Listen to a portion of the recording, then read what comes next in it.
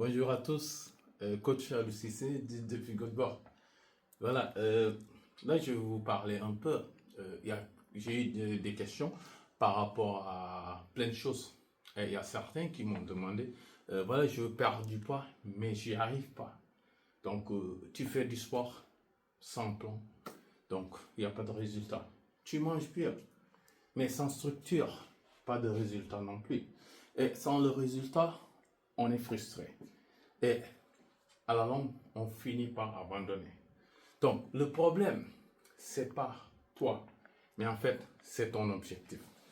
Et là, on va se poser la question à savoir pourquoi tu n'y arrives pas. Donc, souvent, ce qui fait qu'on n'y arrive pas, l'objectif est flou, il n'y a pas de suivi, pas de deadline. Donc, sans objectif clair, ton corps ne change pas. Donc, en quelle sorte, c'est ton objectif qui définit les résultats de ton corps. Et pour y arriver, aujourd'hui, je vais essayer de vous parler d'une méthode qu'on utilise souvent dans le coaching et dans la préparation physique qui s'appelle Smooth Goal. Donc, c'est une méthode qui va être très concrète et qui va permettre d'atteindre vos résultats. Vos résultats peuvent être la perte de poids, ça peut être autre chose. Donc, qu'est-ce que ça veut dire? On va parler de ces lettres S-M-A-R-T. Donc, si on essaie de décaler un peu, là, l'exemple qui n'est pas, par exemple, small est je veux perdre du poids.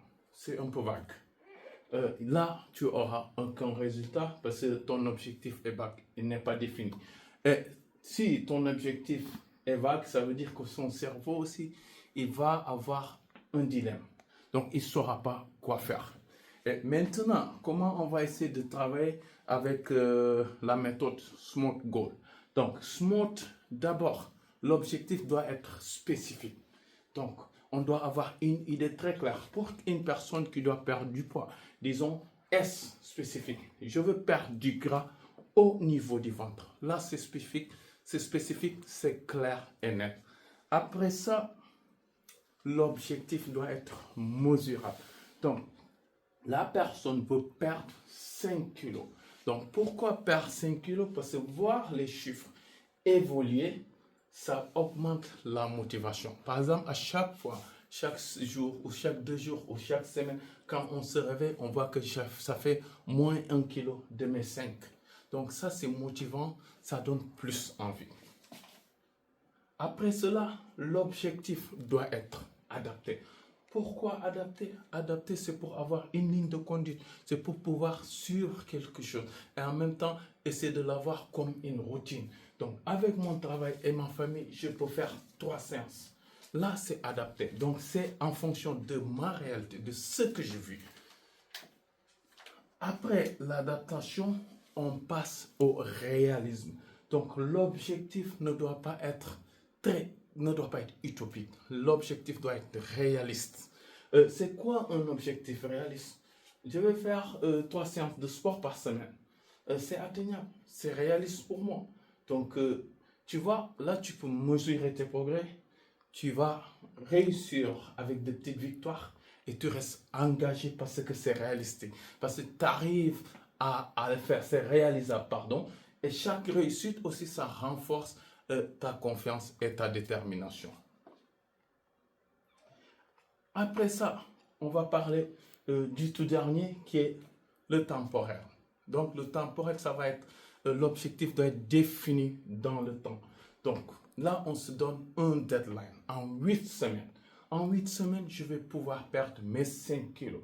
Donc tu es plus concentré. En même temps, tu te mets de la pression qui est positive. Donc le stress là est gérable parce que le stress est positif, c'est pas négatif.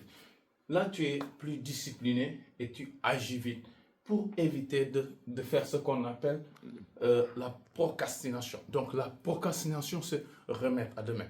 Et ça va nous permettre aussi de cerner le tout. Donc, on fait un petit résumé. Donc, l'objectif final de la personne qui veut perdre du poids. Je veux perdre du poids. Donc, je veux perdre 5 kilos de gras. Ou du ventre. En combien de semaines? 8 semaines. Comment je vais faire? M'entraîner 3 fois par semaine. Pourquoi? Qu'est-ce que je devrais faire davantage? Améliorer mon alimentation. Là, vous voyez, les gars, c'est un smart goal. Donc, et voilà, si on suit une personne qui, au départ, la première semaine, il avait fait 82 kilos. Donc, au fil du temps, après 4 semaines, il peut facilement arriver à 79 kilos. Et à la semaine 8, il peut faire 77 kilos. Là, vous voyez que la progression, elle est normale, elle n'est pas abusée. Donc là, la personne ne risque pas de retomber sur ses mauvaises habitudes quand il continue avec ce principe. Donc, l'erreur que je vois souvent, c'est que les gens veulent aller trop vite. Aller trop vite, ça veut dire que j'ai envie d'atteindre mon objectif. Et souvent, on essaie de précipiter les choses. Ça ne vous donne absolument rien du tout. Ça nous mène qu'à l'abandon. Souvent, après 2 semaines, on abandonne. Pourquoi? Là, je pense que mon petit conseil est, il faut miser plus sur la discipline que la motivation. Donc, c'est la discipline qui va vous permettre de perdurer ou bien d'atteindre votre objectif dans le temps. Et pour terminer, je vais faire ce qu'on appelle call to action, c'est-à-dire je vous appelle à l'action. Et mon défi maintenant en tant que coach, en tant que préparateur physique, je voudrais que vous écriviez votre SMART goal, votre objectif SMART. Commencez dès aujourd'hui. Ça ne doit pas être parfait, ce n'est pas le plus important. Mais on va travailler sur la constante. Donc, si vous me faites ça, mettez-moi ça aux commentaires sur la vidéo. J'ai commenté mon SMART goal. Donc, je ferai des retours dès que je reçois votre message. Sur ce, mes amis, je vous souhaite de passer une excellente journée et à bientôt.